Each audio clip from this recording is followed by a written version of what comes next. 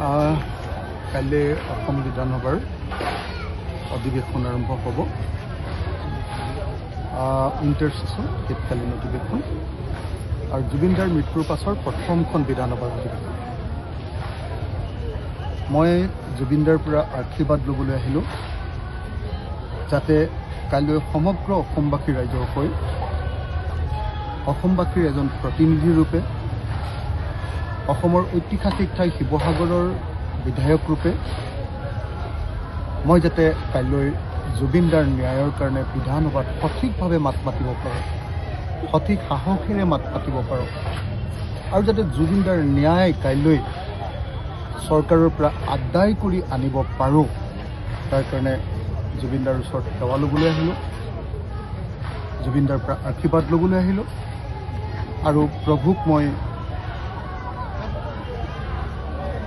আশীৰ্বাদ বিচাৰিছোঁ যাতে কাইলৈ মোক শক্তি দিয়ে,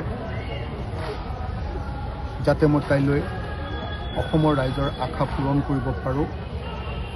আমাৰ সকলোৰে মৰমৰ, সকলোৰে হিয়াৰ আমঠু, আমাৰ সকলোৰে হৃদয়ৰ জুবিন দা 2 মাহ 7 দিন হৈ গ'ল। কাইলৈ 7 দিন হ'ব, আজি 6 দিন হৈছে। 7 দিনৰ পাছতো ন্যায় পোৱা নাই। এই কথাটো ভাবিলেই কিবা বুকুখন ফাটি যাওঁ। সেইকাৰণে আজি জুবিন দাৰ পৰা সাহস ল'বলৈ আহিছোঁ, জুবিন দাৰ পৰা শক্তি ল'বলৈ আহিছোঁ, ভগৱানৰ পৰা আশীৰ্বাদ ল'বলৈ আহিছোঁ যাতে কাইলৈ মই বিধানসভাত সঁচাকৈয়ে অসমীয়া জাতিৰ হৈ মাত মাতিব পাৰোঁ আৰু ঐতিহাসিক শিৱসাগৰ বিধানসভাৰ প্ৰকৃত প্ৰতিনিধি ৰূপে, আচল প্ৰতিনিধি ৰূপে যাতে মাত পাতিব পাৰোঁ। কাইলৈ মোৰ মূল কথাটো হ'ল যে চৰকাৰে 2 মাহৰ পাছতো কিয় এতিয়ালৈকে জুবিন দাৰ মৃত্যু কেনেকৈ হ'ল, কিয় হ'ল, সেইদিনা 19 ছেপ্টেম্বৰ তাৰিখৰ দিনা সেইদিনা জুবিন দাৰ ক্ষেত্ৰত কি কৈছিলে, কিয় এতিয়ালৈকে ক'ব পৰা নাই, সেই কথাখিনি উলিয়াই। মই বুজি পাওঁ যে জুবিন দাৰ ন্যায় মানে হ'ল জুবিন দাৰ যদি কোনোবাই হত্যা কৰিছে সেই হত্যাকাৰীবিলাকৰ ফাঁচি, আৰু জুবিন দাক ন্যায় প্ৰদান কৰা মানে হ'ল যদি হত্যা নহয় তেওঁক মৃত্যুৰ ফালে ঠেলি দিয়া হ'ল, তেতিয়াহ'লে মৃত্যুৰ ফালে ঠেলি দিয়া মানুহবিলাকক যাৱজ্জীৱন কাৰাদণ্ড প্ৰদান কৰে। কিন্তু দুৰ্ভাগ্যৰ কথা যে এই চৰকাৰখনে কেৱল জুবিন দাৰ লগত খেলিছে আৰু খেলিছে, নাটক কৰিছে, বিচাৰ কৰা নাই। আপোনালোকে মোক নিজে এটা শব্দ মাত্ৰ উত্তৰ দিয়ক, সেই চৰকাৰ বাহাদুৰ পৃথিৱীৰ কোনটো মৃত্যুৰ ঘটনা বা হত্যাৰ ঘটনা আছে যিটো ঘটনাত IO ইনভেষ্টিগেটিং অফিচাৰ, তদন্তকাৰী বিষয়া, CIO চিফ ইনভেষ্টিগেটিং অফিচাৰে প্লেচ অফ অকাৰেন্স ঘটনা য'ত হৈছে তালৈ গৈ তদন্ত নকৰাকৈ ন্যায় দিব পাৰিছে। পৃথিৱীৰ একমাত্ৰ মৃত্যু, একমাত্ৰ হত্যাকাণ্ড য'ত ঘটনা ঘটিছে ছিংগাপুৰত, তদন্ত কৰিছে দিছপুৰত। গতিকে আমি সকলোৱে বুজি পাইছোঁ যে এই ঘটনাৰ পৰা কেতিয়াও আমি জুবিন দাৰ ন্যায় নাপাওঁ। সমগ্ৰ অসমৰ মানুহে কৈছে যে জুবিন দাৰ ন্যায়ৰ কাৰণে কেন্দ্ৰীয় চৰকাৰে কি কৰিলে। ৰাজ্য চৰকাৰে ছিংগাপুৰত গৈ বাৰু তদন্ত কৰিব নোৱাৰে, কেন্দ্ৰীয় চৰকাৰে কিয় এতিয়ালৈকে CBI তদন্ত ঘোষণা নকৰে?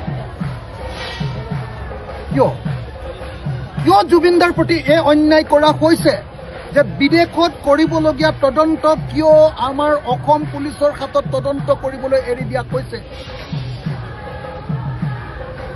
কিয় অসমৰ মুখ্যমন্ত্ৰীৰ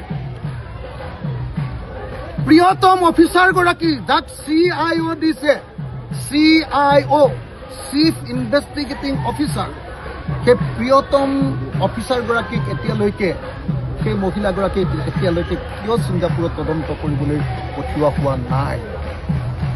কিয়? এই প্ৰশ্নৰ উত্তৰ কাইলৈ আমি বিধানসভাত বিচাৰিব খোজোঁ। আমাক এটাই লাগে যে জুবিন গাৰ্গক আমাক ন্যায় লাগিব, ন্যায় লাগিব, ন্যায় লাগিব। পৃথিৱীৰ যিকোনো পৰিস্থিতিত হ'লেও জুবিন গাৰ্গৰ যদি ন্যায় নাপাওঁ তেতিয়াহ'লে অসমীয়া মানুহ শান্ত নহ'ব।